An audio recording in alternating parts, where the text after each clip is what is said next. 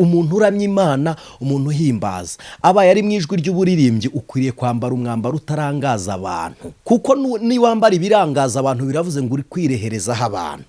Ariko wowe ubwawe n'uba utarangaje abantu, ukarangarira kuri Kristo, ukaguma kuri Kristo. Gusurana ni ukuramya Imana. Ariko kandi iyo ujya gufasha, prinsipe zo gufasha, ufasha wa wundi ubona utagira ubufasha we yakwitura. Ibyo biracyari kuri wowe. Kandi umuntu iyo ahamye uwazi, yavuga imbaraga z'uwazi, aziranye nawe, abatera ishema uwavuze, nawe akamutera umurava wo gukora, kuko kuvugwa neza biruta amavuta atamye y'igiciro cyinshi. Iyo uvuga neza, Imana igukorera n'ibindi kugira ngo ukomeze ubone ibyo uyivuga. Mu bibazo byawe harimo uruhisho rw'Imana. Komeza wubaha Imana mu burwayi, mu bibazo, mu makuba. Komeza wubaha Imana, nayo buyayinambyeho.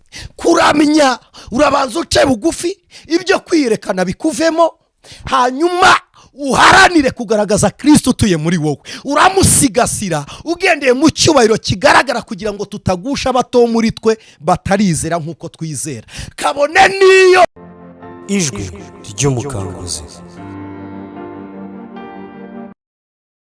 Mana Data wa twese uri mu ijuru, se umwami wacu Yesu Kristo, Imana y'imbaraga n'urukundo, Imana irambura amaboko ikarema icyo ishatse kikabaho, Imana ibumbura umunwa wavuga icyo uvuze kikaba itegeko ntigikurwe n'umwana w'umuntu, Imana iriho mbere y'igihe ikabaho mu gihe kandi na nyuma y'igihe, bivuze ko itangiriro ry'isi wari uhari, n'isi hari urahari, kandi ninashira uzaba ugihari. Turagushimiye, nta kigukanga na kimwe. Niyo mpamvu ubuzima turimo butaguteye ubwoba. Wategeka uburwayi bugakira, ibyo urabishoboye. Wahindura ibihe turimo bikaba byiza, ibyo urabishoboye. Abarira wabanezeza, urabishoboye. Turagushimiye. Wagiye uzura n'abapfuye, ntabwo ibyo twebwe dutekereza ari byo byakunanira. Uyu mwanya tuguhaye icyubahiro kubw'ubuntu bwawe Mwami. Bana natwe mu mwanya w'ijambo ryawe, kugira ngo udushoboze kuvuga ibikwiriye kumvikana mu matwi y'abera. Muri byose urusheho kudutegurira kugera kuri wa munsi w'impanda turi abantu bashyitse, uburyo buzatuma twumva impanda tukazamukana na Kristo. Tubisenze ku bwawe none iteka ryose Yesu, amen. Imana ibahe umugisha. Dushimiye abantu mukunda kubana natwe mu mwanya w'ijambo ry'Imana, nubwo mubikora namwe mwifasha. Imana ibahe umugisha. Uyu mwanya twibutse kandi kuzirikana abantu mukunda gukora share, mutanga ijambo ry'Imana. Imana ibahe umugisha. Dushimiye n'abakoze subscribe kugira ngo mujye mubona ijambo ry'Imana, namwe Imana ibahe umugisha. Kandi namwe mukora kuri link, mukarinkinga hejuru kuri like, murayikinga ijambo ry'Imana. Imana ibahe umugisha. Buri muntu wese mu marangamutima ye, intego yawe igituma Imana ikumvira, ku mpamvu itumye ukora icyo ukoze. Yesu abahe umugisha. Reka dufatikanye iyi ndirimbo. Muze mwenyine twiyererane, munsanga ahantu hatari abantu, dore imiruhi rabarembeshe, urusaku rurabaruhisha, dore imiruhi rabarembeshe, n'urusaku rurabaruhisha. Mureke byifuzwa n'ab'iyi si, mushaka ibyahishwa abanyabwenge, njyewe na Data tubane namwe, ni muri mwenyine turi kumwe. Njyewe na Data tubane namwe, ni muri mwenyine turi kumwe.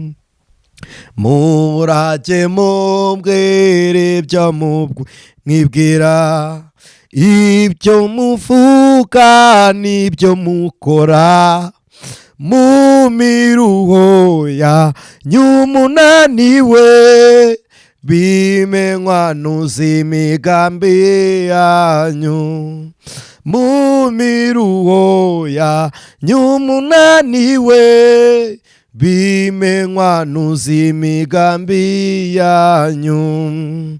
Inzira iraruhije mwitange, mutazananirwa mukigenda, muryomotse mutera imbaraga, munywe no ku mazi y'ubugingo, muryomotse mutera imbaraga, munywe no ku mazi y'ubugingo, nuko mukore imirimo yanyu, nzajya mbafasha mu mibabaro, uwitanga nzamugororera, ntazavuba umuseke utambitse, uwitanga nzamugororera, ntazavuba umuseke utambitse. Imana ibaha umugisha. Yesu arabivuze, ni amagambo yavuzwe na Kristo. Yaravuze ngo muze mwenyine twihererane musanga ahantu hatari abantu.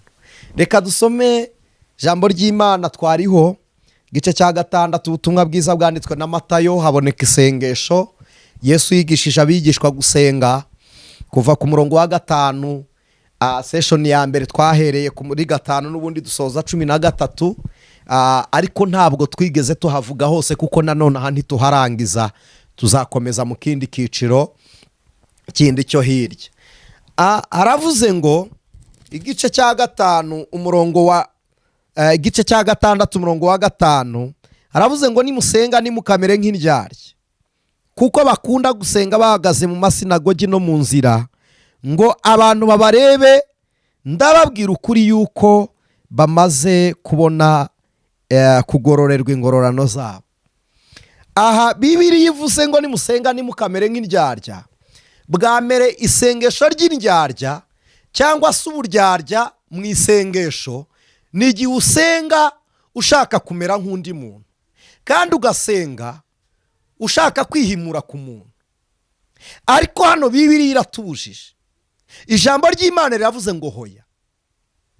Twebwe uburyarya abantu bagira, akenshi dusenga tuvuga ngo utakurusha gusenga. Ntabwo gusenga ari competition, ni igikorwa ukora wenyine kikwegereza Imana. Icyakora ushobora no kugikorera abandi mu gihe utunganiye Imana, ukaba umuvugizi w'abandi ku Mana, kuko Kristo yatuye muri twebwe. Imana idukoresha twunga Imana n'abantu, ariko twebwe Imana ntibitwemereye gusenga nk'indyarya, kuko iratubwiye ngo nimusenga ntimukamere nk'indyarya. Uburyarya ni ugushaka ko abantu bakubona uko utari, kandi icyo bugukorera ugeze imbere y'Imana bukwambura umubiri w'uriwe, bugukura mu ikanzu yawe wowe wanyawe, buyigukuramo ukaba nk'abandi. Kandi niba ari ikintu Imana yanga urunuka, ni ukugenda uko tutari. Namwe nimutekereze kugira kuri Gideyoni ikamubwira ngo genda uko imbaraga zawe zingana. Nta mbaraga yari afite mu by'ukuri, ariko ukuri birahagije utagiye kuba nk'abandi, utagiye kugira uburyarya. Niyo mpamvu Imana idashaka isengesho ry'uburyarya. Niyo mpamvu umuririmbyi avuze amagambo yabwiwe na Kristo, aravuga ngo muze mwenyine. Siga ibyo byose, uburyarya, inzika, ubuganganyi n'ubugambanyi n'ubugome bisige ku ruhande. Ubuhutu n'ubututsi n'ubutwa busige, usenge nk'umukristo. 6 havuze ngo iki?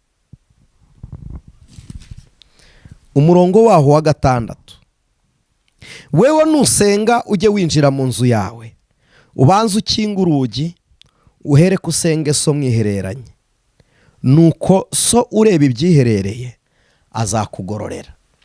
Urusu urugi rwo ku muryango ni urugi rw'umutima. Muzasome igisobanuro cy'uru rugi, Imana yabibwiye Kayini, yaramubwiye ngo dore ibyaha byitugatugiye ku rugi kandi ni wowe wo kubitegeka. Urugi rw'umutima, banza ufunge umutima ukuremo uburangare n'akajagari, wumve kuri stable mu byo ugiye gukora, wumve ko ari wowe na Kristo. Kuko iyo umuntu atakinze mu ruhande rwo kwizera, twabonye ko gukinga ari iki? Mu mahame yo gusenga umva amapata, bamwe babyita igikondo, ikare, ingufuri cyangwa poanye cyangwa sirendre. Icyo ukingisha cyose, igihato, mbere yari imyugariro. Gukinga ariyo step ya mbere yo gusenga. Nuko ugomba guca bugufi. Urwo ni urufunguzo rutuza umuntu mu cyanya cy'Imana. Kandi iyo umuntu yaciye bugufi, aba yoroheje ibikomeye byose, no gukomera kwawe ubu byoroheje ukazamura gukomera kw'Imana. Guca bugufi uba uhamagaye umwuka wera ngo aze. Iyo umuntu aciye bugufi aba abaye inzira y'umwuka wera. Iyo umwuka wera aje muri wowe rero, atangira gutransforma, gucura kamere. Kuko waciye bugufi, umwuka araza, aje ntari buturane n'imirimo ya kamere muri wowe, aratugatuga umutima, wumve wowe ubaye tushe, urashaka kwatura ibyo wakoze. Iyo ni imirimo y'umwuka wera, ni urufunguzo kandi ni ingufuri. Imana ishimwe. Ni watura ibyo wakoze, uraba uri kugabanya bimwe bikurimo. Wa mwanya wari urimo ibyaha, mu gihe ucyatuye ukivuze, uba uri kukiruka, ubwira umwuka ngo tura naho nk'uyu icyaha.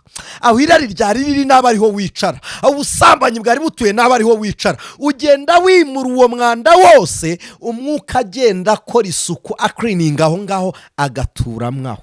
Imana ishimwe. Oh, haleluya. Imana uyu mwanya mvuze iri jambo mbona umucyo mwinshi cyane. Imana ikugenderere, umucyo w'Imana ndi kubona n'uyu mwanya ndacyawureba. Imana ibona icyanya muri wowe, ikibanza cyayo Imana igituremo. Mwami, usohore kamere, usohore karande, usohore ubutinganyi, usohore ibi byaha, uture muri twebwe. Turakwemereye. Uyu muntu uranguruye n'ijwi akavuga ngo ndakwemereye, tura muri we Mwami, kugira ngo ukore isuku. Iyo umwuka atuyeho asohora ibyaha. Kubera iki? Icyo kamere yanga nicyo umwuka akunda, nicyo umwuka akunda nicyo kamere yanga. Umwuka ntabana na kamere rero, asohora imirimo ya kamere. Urumva kwinjira ugakinga nihuta. Iyo umwuka atangiye gusohora ibyaha, aguha impano yitwa kwizera. Haleluya. Iyo ubaye umwizera, uhamya ko Kristo ari umwami n'umukiza w'ubugingo bwawe. Iyo umaze kubihamya, ubu byawe n'umwuka. None iyo umaze kubyarwa n'umwuka, ubu ubaye umwana w'Imana, uyoborwa nawe. Kuko ababyarwa n'umwuka nibo bana b'Imana, kandi abayoborwa n'umwuka nibo bana b'Imana. Imana ishimwe.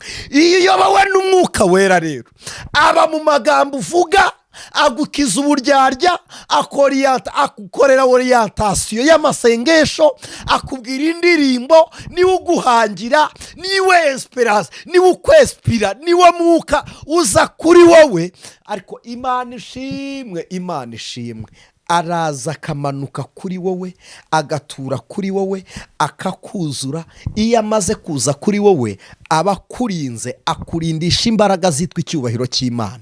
Mu yandi magambo, kuko waciye bugufi, icyubahiro cy'Imana kiramanuka kigatura muri wowe, Imana ikubahirwa muri wowe.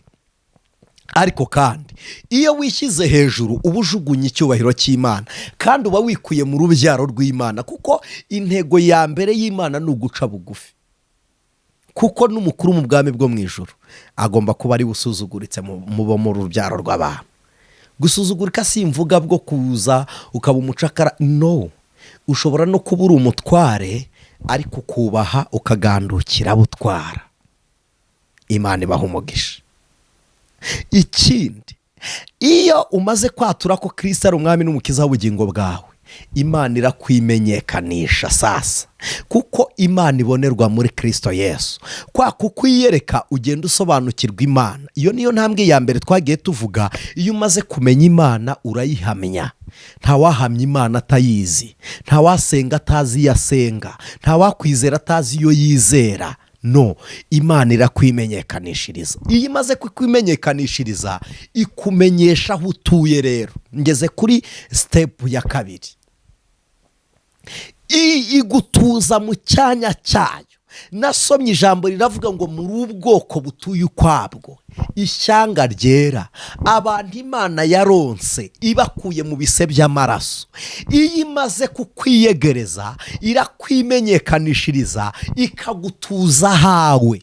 Hari abantu benshi mwamaze kwakira agakiza mugenda mubabajwe nuko ngo imiryango yabanze. Ntabwo ari bo, mwebwe mwabavuyemo, si bo babavuyeho. Agakiza kabakuye mu muryango kabashyira mu wundi muryango. Impamvu murizwa n'ababanze nuko mutarahishurirwa babakiriye, ntabwo muramenya babakunze. Pawulo yavuze ngo iki? Yaravuze ngo abari mu gihugu abari mu rugendo bava muri Egiputa ntibemerewe kwegera Sinayi, ari umusozi wo mu mahanga, ariko begerejwe Siyoni wo muri Isiraheli. Abo bategerejwe umusozi Imana yavuganiragaho na Mose. Yavuze ijambo nkunda ngo ubu begereye iteraniro ry'abera. Tuzaririmbana n'abamarayika. Wataye muyomba na nyogosenge, ariko ubona marayika, ubona Kristo, ubona ibizima, ubona abakerubi. Wataye ibitaramo wararagamo, wasize za bumu za boîte de nuit, ariko Kristo muri kumwe. Igitaramo cy'abera giteguriwe wowe. Impamvu urizwa nabo wavuyemo nuko utaramenya abo wazanywemo. Imana y'umwami wacu Yesu Kristo ihimbazwe. Haleluya. Imana ishimwe.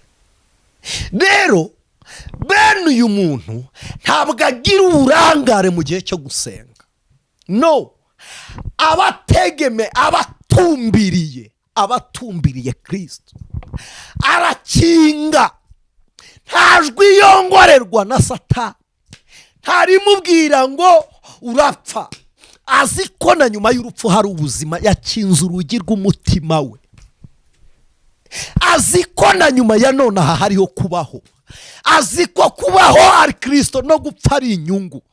Ntabiteye ubwoba n'intare Daniyeli aramanuka, n'umuriro barinjira, no muri Yorodani barakandagira, no mu nyanja barambuka. Kubera iki?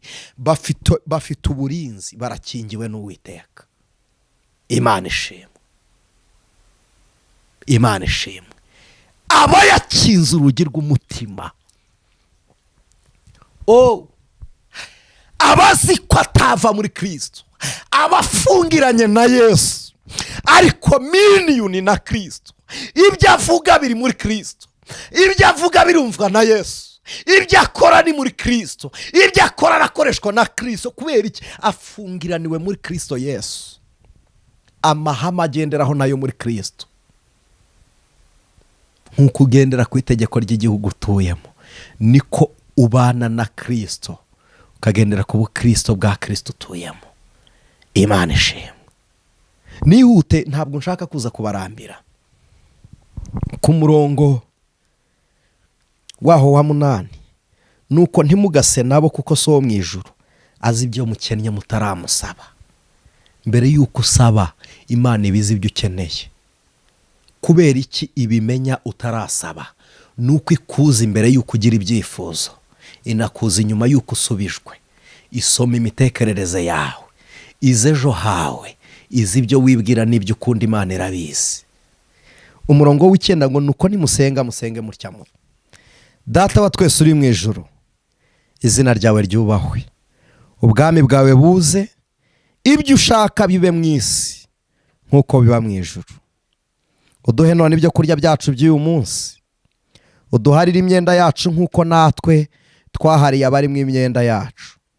Ntuduhane mu bitwoshya, ahubwo dukize umubi, kuko ubwami n'ubushobozi n'icyubahiro ari ibyawe none n'iteka ryose. Amen. Niko Yesu abwiye abigishwa gusenga. iri sengesho mu gice cya mbere twabonye impamvu barisabye Yesu. Uwajyaga gutabara agiye gushyingura Yesu yarabwiraga ngo mureke umupfu ahamba umupfu we. Ushaka ibyo kurya Yesu akamubwira ngo mwe gusaba iby'ejo kuko umunsi ucyana amakuba yaho. Ushaka umwambaro akamubwira ngo n'uwari ufite ibiri nayitanga asigarana umwe. Bageze muri Kristo basanga nta cyifuzo na kimwe bafite. Bumva nta n'impamvu yo kubatera gusenga, babura icyo basenga, babura uko bavuga. Baramubwira ngo ko Yohana yigishije abigishwa be gusenga, twebwe noneho tujye dusenga gute? Bumvaga babuze uburyo bwo gusenga. Arababwira ngo mujye musenga mutya muti: Data wa twese uri mu ijuru. Twarabibonye mu gice cya mbere. Impamvu ababwiye ngo Data wa twese uri mu ijuru ni ukugira ngo batagira undi bita se. Niko ijambo ry'Imana rivuga. Haba biba ishusho y'ibiri mu ijuru nabyo ntimugire icyo muzikubita imbere. Mujye muramya Imana iri mu ijuru ishobora byose. N'Imana idafite ifoto mu isi. Mu gice cya mbere narababwiye ngo ifoto y'Imana mu isi ni imirimo yo gukiranuka ibera mu mukiranutsi. Imana igaragarira mu gukiranuka. Pointre. Naho imirimo hari byinshi bikorwa bidakozwe n'Imana kandi biruta byinshi mushima Imana iba yakoze kandi ari nayo, atari uko wakoze ibiruta iby'Imana yakoze, atari uko ayirusha imbaraga, ari uko Imana izi kubalansinga, izi ibikwiriye. Imana ishimwe. Data wa twese uri mu ijuru bivuze ngo mu isi nta wundi wo kuramywa. Niryo banga Moridekayi yamenye ahagarara ku irembo ry'ibwami kubwo guha Imana icyubahiro gusa. Imana imaraho ababishabe mu gihugu cyose.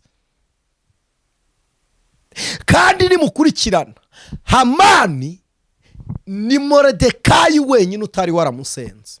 Hari abantu bazi ngo Moridekayi yari akagabo gasuzuguritse. By the way, yari umujepe w'ibwami. Ntabwo yari umuzamu wari ukote warindishaga inkoni, no. Yari umujepe kandi yari umugaba. Yari umuvugizi w'ingabo za Isirayeli. Ko mwibuke iki gihe cya Ahasuwerusi yari ayoboye ibihugu 127. Moridekayi Isirayeli ikolonizwa niwe wari umusirikare, juste niwe wahabwaga amategeko ajyana mu Bayuda. Ubwo yari umuvugizi w'igisirikare cy'Abisirayeli kwa Ahasuwerusi. Mwibuke ko niwe waburiye umwami Bigitani na Tereshi barimo bashaka kumwica. Ni umuntu washakaga umwami akamubona, kandi si buri mujepe wese wakenera perezida ngo amugereho. Uwumva ubutware bwa Moridekayi, ni umuntu wabashaga gutanga itangazo igihugu cyose kikarimanika. Ariko asobanukirwa uwo gupfukamirwa, asobanukirwa icyubahiro cy'Imana. Aravuga ngo n'Uwiteka. Niko Kristo yabwiye Satani ku musozi. Yaraje aramubwira ngo ndamenya byose ndabiguha. Aramubwira ngo handitswe ngo ntuzapfukamira undi keretse Uwiteka umwami wawe. Bera b'Imana, nta rindi zina twahawe gukirizwamo uretse izina rya Kristo. Imana ishimwe. Nta wundi wo gupfukamirwa. Kandi no ku munsi w'iherezo ry'isi amavi yose azapfukamira umwami, n'indimi zose zizatura ko Imana ari yera. Kuko gukiranuka kw'Imana bizaba ari umucyo ugaragarira buri muntu wese, tubone agakiza kabonerwa muri Kristo. Imana ishimwe. Niyo mpamvu umuntu wese uzi Imana akwiriye kuyubaha. Niyo mpamvu umuntu wese akwiriye kuramya Uwiteka Imana ihoraho, kuko yaturemeye kumuhimbaza. Turabimushimiye. Imana waturemeye kuguhimbaza, turabigushimiye. Ijambo ry'Imana riravuga ngo murabo naremye mbaremeye imirimo myiza muri Kristo Yesu, ngo ab'Imana yiteguye kera ngo kugira ngo itugenderemo. Imana ishimwe. Kugendera muri twebwe n'iby'Imana yateguye kera. Kuramya Imana, kubaha Imana, guhamya Imana niyo ntego y'Imana muri twe. Iyo ugiye gusenga utarahamya, biba bisobanuye ngo watumwe n'umubiri ku Mana, ariko ndi wahamagawe n'Imana kuri yo biravuze ngo no kugerayo byakugora. Niyo mpamvu wizingira muri circumstance ukaguma mu kibazo, mu burwayi, mu marira, mu maganya, amagambo yawe akabayo. Kubera iki? Ntabwo wigeze ugira imbaraga zo guhamya, ibyo biracyari kuri wowe. Kandi umuntu iyo ahamya uwazi, yavuga imbaraga z'uwazi aziranye nawe, abatera ishema uwavuze nawe akamutera umurava wo gukora, kuko kuvugwa neza biruta amavuta atamye y'igiciro cyinshi. Iyo uvuga neza, Imana igukorera n'ibindi kugira ngo ukomeze ubone ibyo uyivuga. Naho twe twabanje gusaba mbere yuko duhamya. Moridekayi wenyine utarapfukamye yatumye Hamani agira isoni zo kwitwa umugaba. Aravuga ngo nzakwica uveho, njye nabona gukora umurimo wanjye.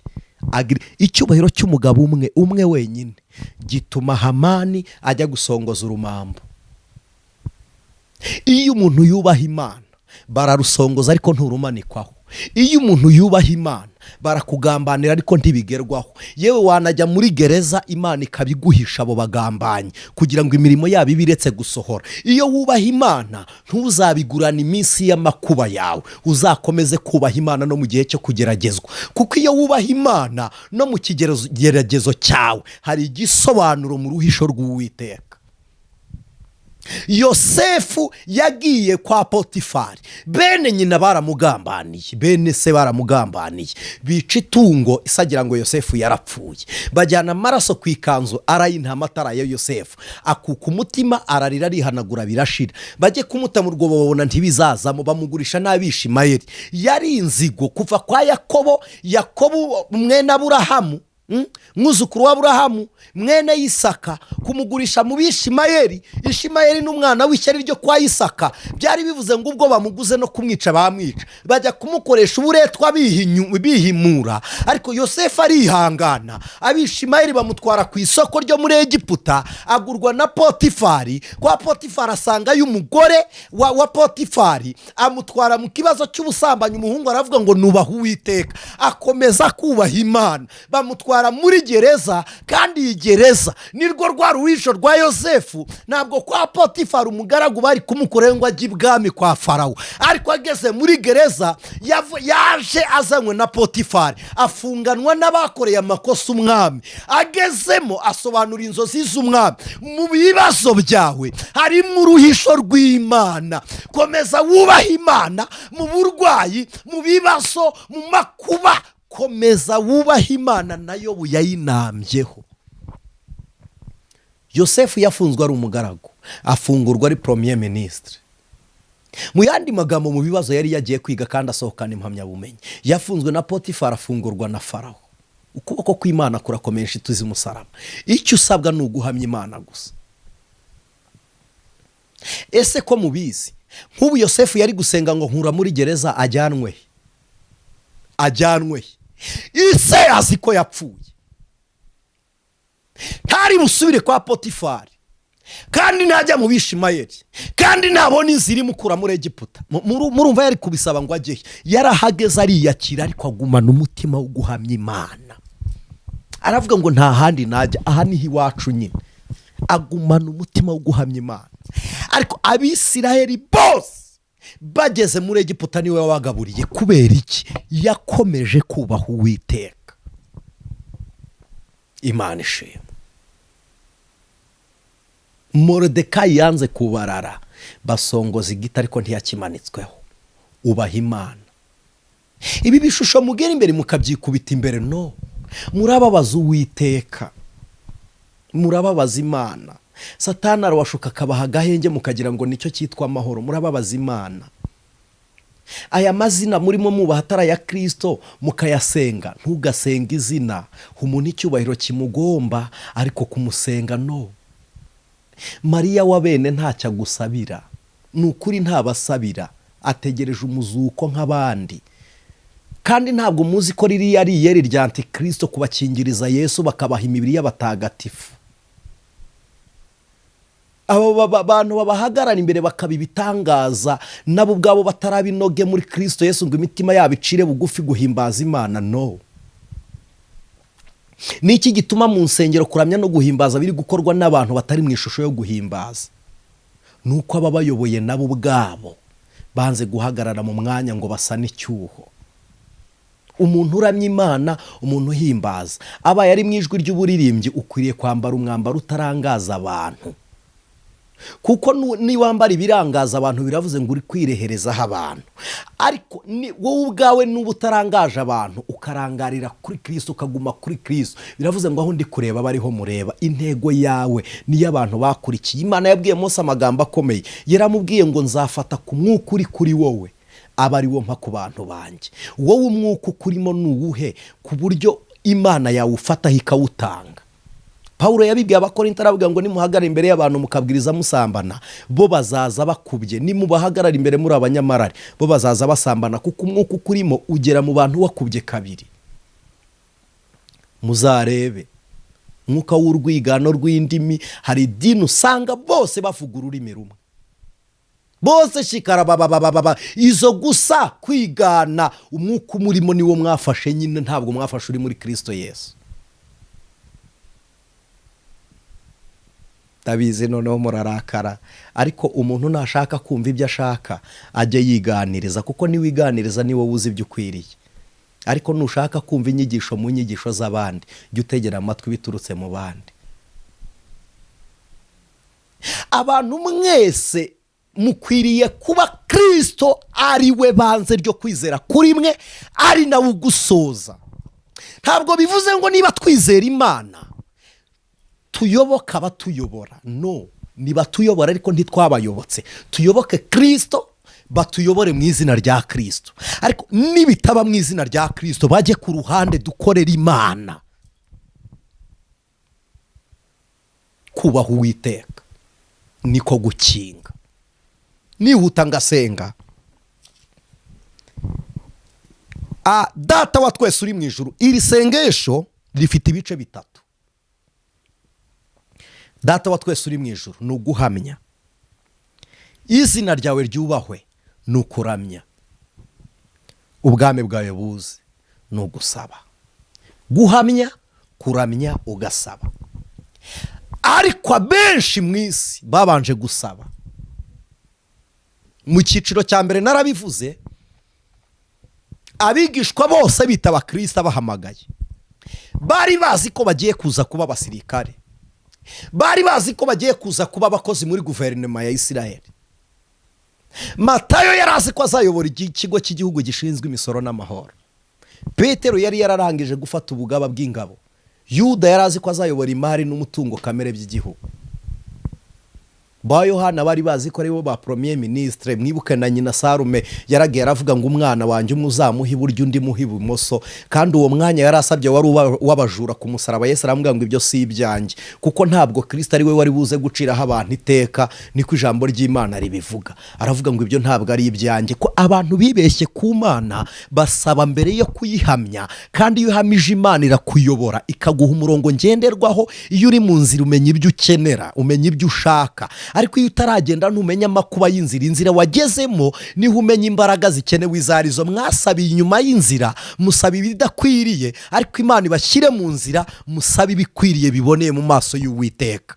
Niyo mpamvu Yuda yagurishije Kristo, yabonye bitavamo aramugurisha. Ba Petero babonye avuze ngo utarya ku mubiri wanjye ntanywe no ku maraso, ntabwo azigera abona ubwami bw'Imana. Barahindukira baragenda. Abarebye aravuga ngo namwe twabanye twararanye, namwe muzi cyanzanye, namwe muragiye. Petero aravuga ngo ni wowe ufite amagambo y'ubugingo.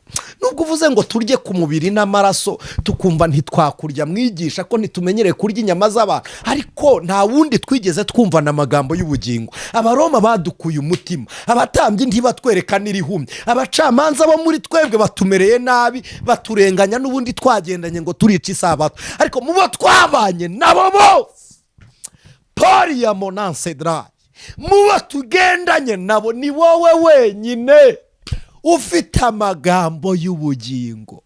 Tukuvuyeho twajya he? Ubundi uvuye kuri Kristo wajya he? Hari umuvandimwe Vedaste, Imana iguha umugisha, yaririmbye indirimbo ni wowe wenyine gusa uzi gukunda, abandi turagerageza, nukugerageza. ariko wowe Mana we gukunda urabizi. Imana ishimwe. Yesu niwe wenyine. Petero aravuga ngo niwe ufite amagambo y'ubugingo, ariko bari bagiye.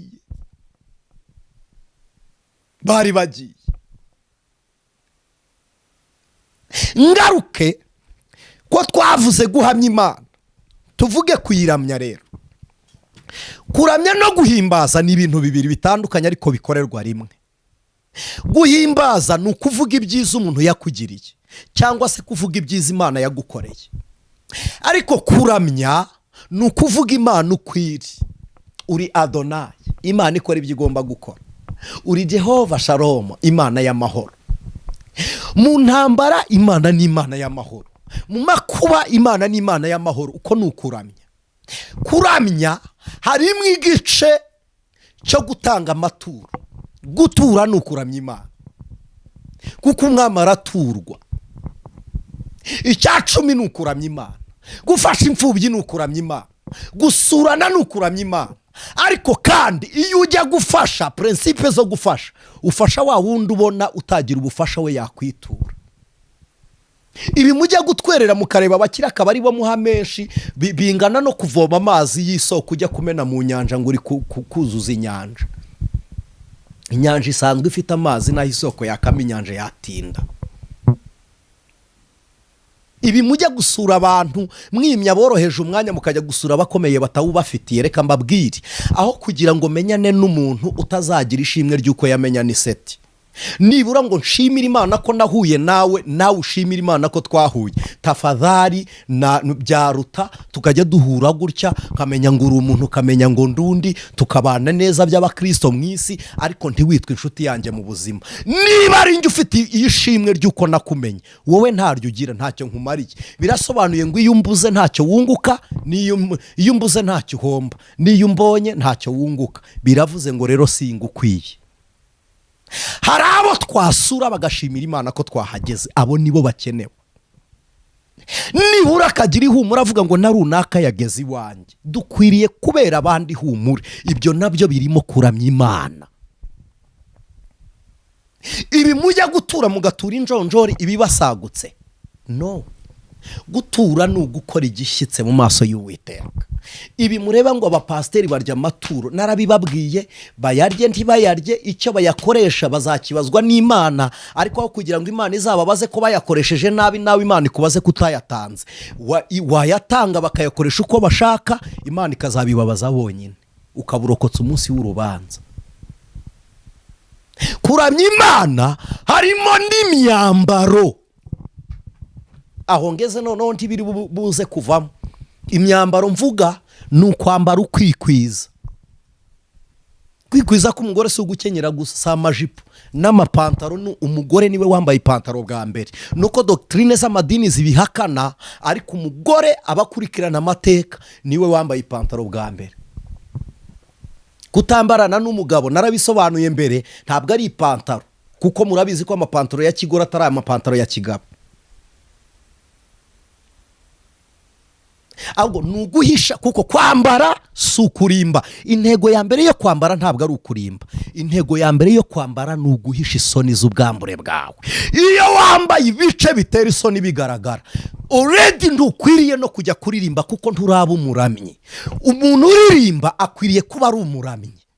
None akajya kuririmba mu buryo bw'iyo njyana y'impuzamajwi, kuko kuramya, kuririmba ni igice gitoya kiri muri sekte yo kuramya, kiri muri systeme y'uburamyi. Kuririmba ni uburyo bw'iyo njyana ukoresheje, ariko kandi no gusenga wasenga uramya, kuko tubibonye mu isengesho.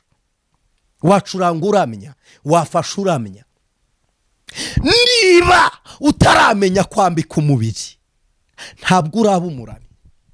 Kuramya urabanza uce bugufi, ibyo kwiyerekana bikuvemo, hanyuma uharanire kugaragaza Kristo utuye muri wowe. Uramusigasira ugendeye mu cyubahiro kigaragara, kugira ngo tutagusha abato muri twe batarizera nk'uko twizera. Kabone niyo ibyo ukora we bitagucira urubanza, uretse ko kutagucira urubanza ni kabiri. Kimwe muri byo, umutima wawe uba warabaye akahebwe. Icya kabiri, uba utazi icyo wakoze. ariko iyo uri umuramyi mwiza uratekereza ngo ko mpagaze mvuga Imana, ko mpagaze hano Yesu abaye ahari yahakorera nk'ibyo ndi gukora. Imana ibaye ari nge yakambara nkanjye. Imana ibaye ari nge yavuga aya magambo. Imana ibaye ari nge yakicara gutya. Imana ibaye ari nge yagenda gutya, yakisiga gutya, yasokoza gutya. Imana ibaye ari nge byose ukabikora ku bw'izina ry'Uwiteka. Imana ishimwe. Intego yo kwambara si ukurimba, ni uguhisha isoni z'ubwambure bwawe. Mu myambaro harimo kuramya. Niyo mpamvu Imana yari yarategetse abatambyi imyambaro bagomba kwambara. Yarabwiye ngo muzashaka amakanzu, ibabwira amabara, irabwira ngo umutambyi wese uzinjira hera no mu mwenda we no mu ikanzu ajya ashyiramo ikabutura y'igitare. Imana ibahwa umurongo wo kwambara. Nimwikwize bene data, basore bene data, nimuzamura amapantaro, mwe kwambara nabi. Bakobwa bashiki bange babyeyi, nimwambare neza, mwe gushyira isoni z'ubwambure bwanyu ku karubanda. Imana ibaha umugisha. Kuramya Imana harimo umwambaro. Kuramya Imana harimo ibiganiro uganira na bene so hanze inyuma y'urusengero. Naho nukuramya. Kubera iki? Inyuma y'urusengero hari imirimo yo kuramya. Nuko witirirwa uwo wamenye, uwo wahamije uramwitirirwa. Bazuriwe ingendo yawe ihamye uwuriwe. Niho haturutse izina ry'Abakristo, ryaturutse muri Antiyokiya ni Siriya ya none. Bamanutse abantu babarebye babona bagenda nk'Abakristo, baravuga ngo aba naba wa mugabo witwa Yesu na Abakristo. Niho iryo jambo Abakristo ryaturutse. None wowe ukurebye kwitirira nde?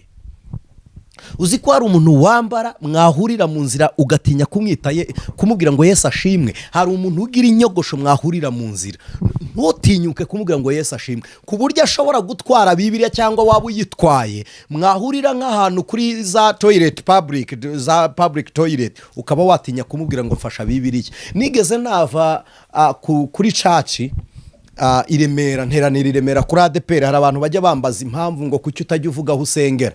Njyewe kuba muzi ko nsenga birahagije, si ngombwa ngo mumenye aho nsengera. Ariko nteranira kuri ADPR ya Remera, iri munsi ya Kigali Arena mu mujyi wa Kigali. Nigeze navayo njya ku bwiherero Kimironko muri gare, sanga hari abasore bajya bakunda kuhicara bahazi, baba bari kwinywera itabi aho ngaho. Ndavuga sindi buyitwaremo mu bwiherero.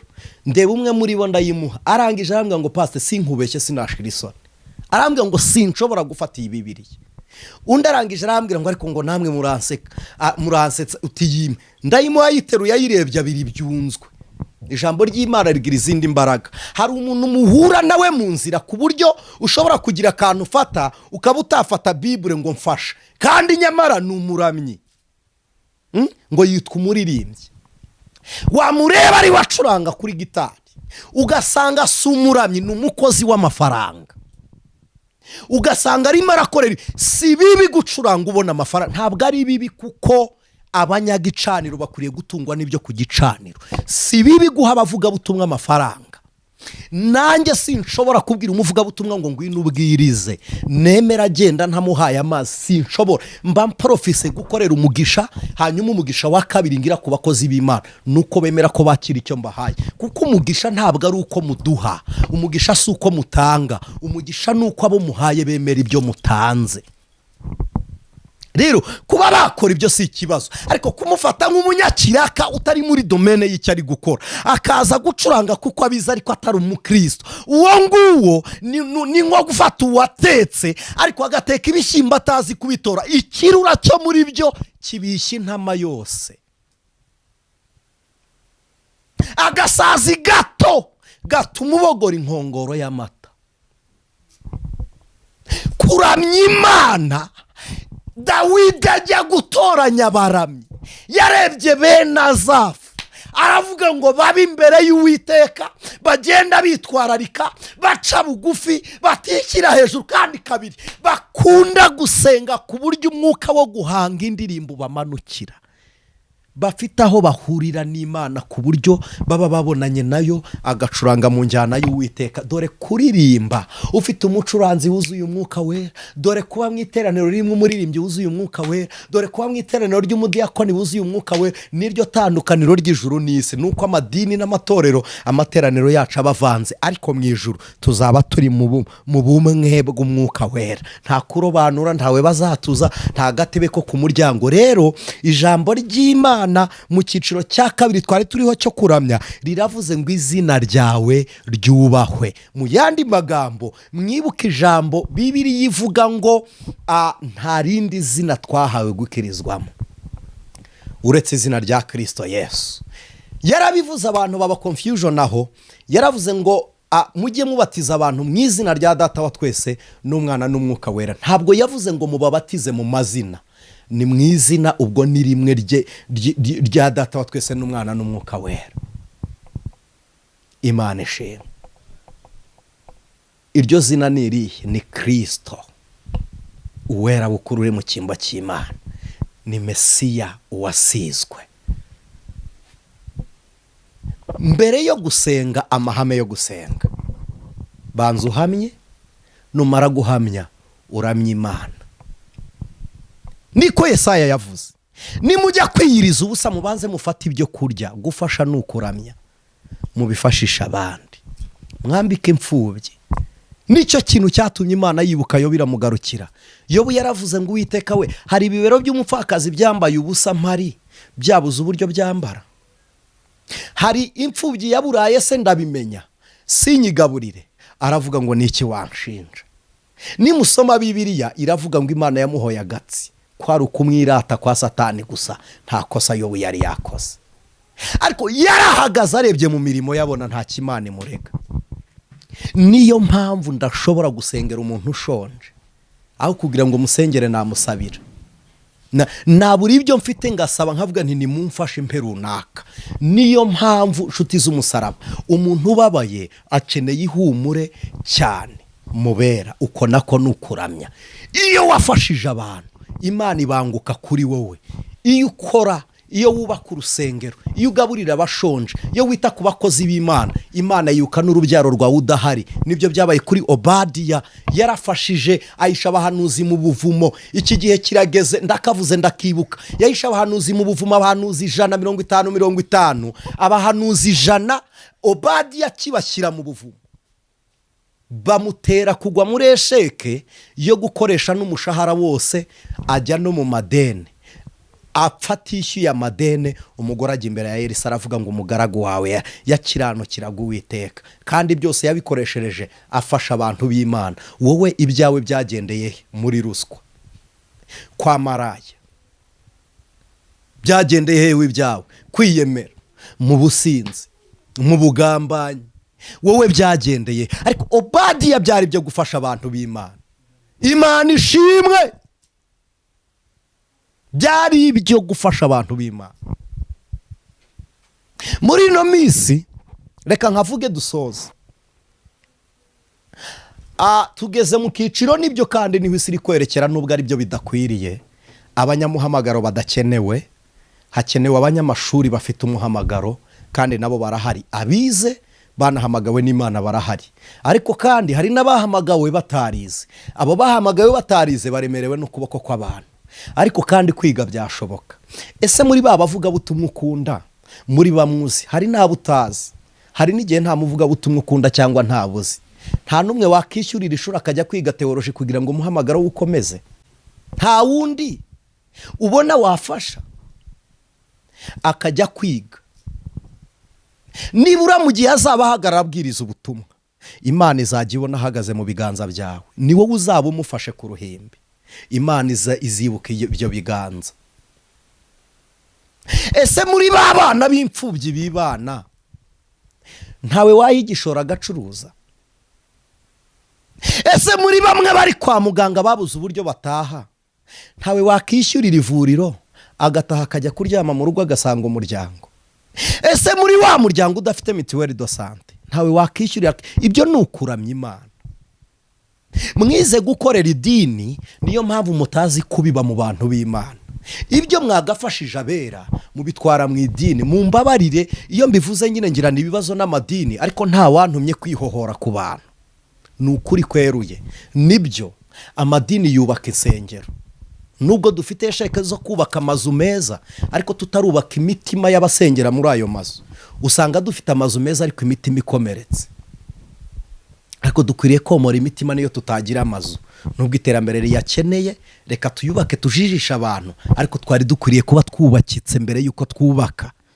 Uretse ko na nyuma yuko twubatse twakubaka n'imitima y'abera, nabyo birashoboka. Ariko se koko bera b'Imana, urumva kuramya kwawe ni ukuririmba gusa no guhimbaza gusa? Ubwo ari byo ushoboye, Imana ibiguheremo umugisha kandi guha umwuka wera w'igikundiro. Ijwi ryawe uri kuririmba, Imana igira isiga igikundiro ryirukana abadayimoni nk'uko ryakoze muri Dawidi rikirukana abo muri Sawuli. Kuko umuririmbyi ahinguranya mu mubiri no mu bugingo iyo afite umwuka wera. Umuririmbyi ufite umwuka wera araririmba, uwaje ababaye akumva Imana iri kumubwira ngo humura. Araririmba, umunyabyaha akumva ijwi riri kumubwira ngo ihane. Umuririmbyi bavandimwe, kuramya kwanyu bishimwe n'Imana, bitume mugira imbaraga zibemerera gukora ibyo mwahamagariwe gukora. Ariko se wagize ngo kuramya ni ukuririmba gusa no gutanga amaturo waramyaga Imana? Hari ibindi wakora. Urumva ari igiki washobora? Ndumva nshaka gusengera umuntu, yewe niyo kandi umuntu uramya si ngombwa ngo abakoreye bagushime. No, ingororano zawe ziba zirangiye. Si ngombwa ngo twirirwe tuvuga ngo mwarakoze exactement, warakoze. Ariko pas nécessaire buri munsi, chaque jour merci, chaque jour. No, pas nécessaire mon amour. Wowe ubwawe ibyo wakoze biguheshe ishema ishimwe mu maso y'Imana. Kandi igikomeye si ibiganza byawe byakoze ibyo wakoze, igikomeye ni Kristo wakubashishije kubikora. Niyo mpamvu utagushima agashima Imana birahagije. Shaka gusengana n'umuntu ushaka gukorera Imana mu buryo bwo kuramya muri ubu buryo.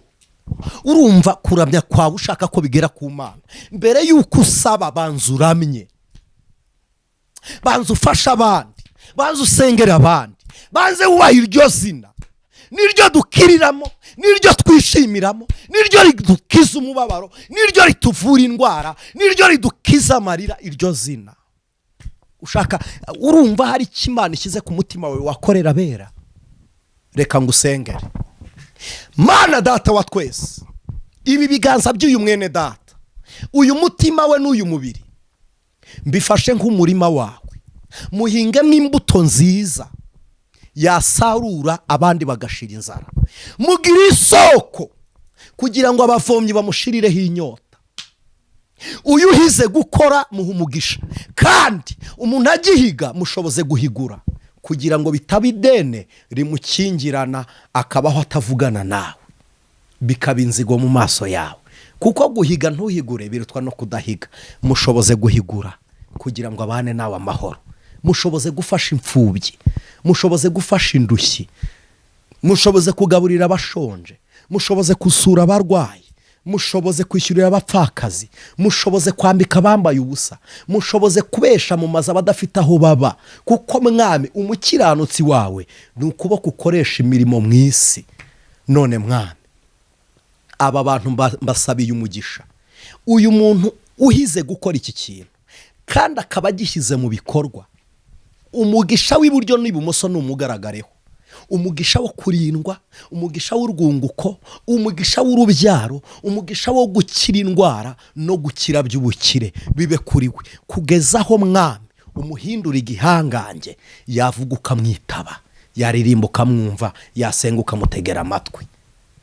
Niko dusengeye n'abarwayi ngo bakize Mwami, niko dusabiye abari bababaye ngo banezezwe nawe, niko dusabiye buri muntu wese kugira ngo ineza n'urukundo rwawe bibe kuri bo none iteka ryose. Yesu, amen. Imana ibahe umugisha mu izina rya Yesu Kristo, amen. Ijwi ry'umukanguzi.